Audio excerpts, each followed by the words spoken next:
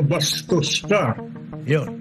Bastos ka ng tao. Papa mo, pakisabi sa kanya, love na love ko siya. Yeah. Pati na rin sa mga lolong, hindi ako masyadong like, I still love you po.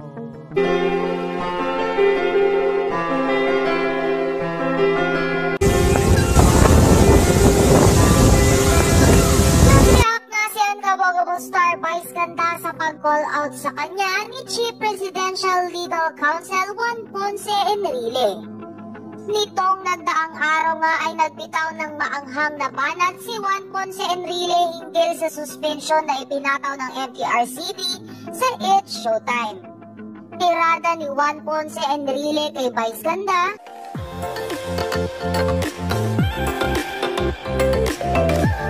yung binigay na katangian mo sa iyong lipunan ay hindi mo na tinitignan ang kakulangan ng iba. Sarili mo na lang ang iniisip mo. Akala mo maganda yung ginagawa mo.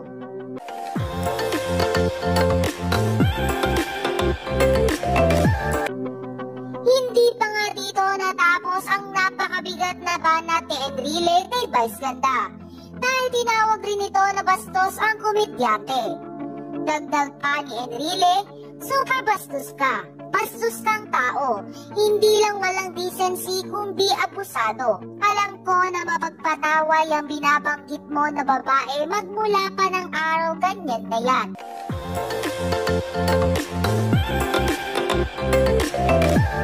You're earning your living and popularity sa kabastusan. Samantala, dahil sa mga sinabi na ito ni Enrile kay Vice Ganda ay maraming madlang people ang nag-aabang sa magiging tugon dito ng nasabing It's Showtime host. At ngayong araw nga sa It's Showtime ay naging makahulugan ng mga sinabi ni Vice Ganda sa segment na Mini-Miss You. Nung mapag-usapan kasi ni na Jong at Vice ang mga matatandang viewers ng It's Showtime ay tila pinatamaan ni Vice sa mga lolo na galit sa kanya.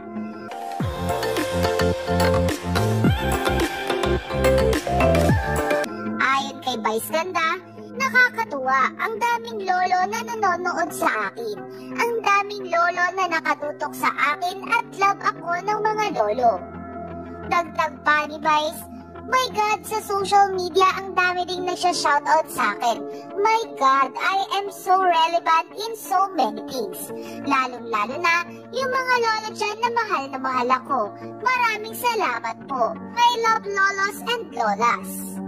Hindi pa nga dito natapos ang tila parinig ni Vice Ganda kay Enrile. Dahil bigla na lang ito naging seryoso habang nagsasalita. Pahabol na banat ni Vice Ganda, itong Showtime kaya patuloy namin ginagawa, lalong-lalo na yung tawag ng tanghalan. Kahit may pagkakataon na yung ibang tao parang nagsasawa na sila sa tawag ng tanghalan.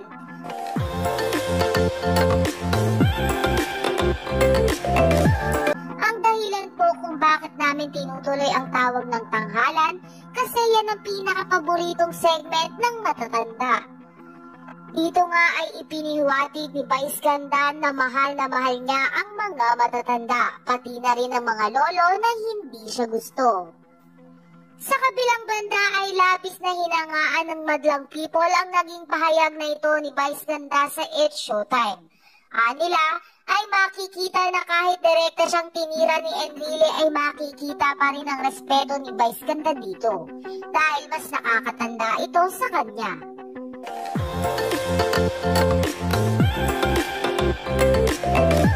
Gayunpaman ay wala pang tugon si Enrile sa reaksyon ni Vice Ganda hinggil sa mga masasakit na sinabi nito sa komedyante. Kayo, anong masasabi niyo?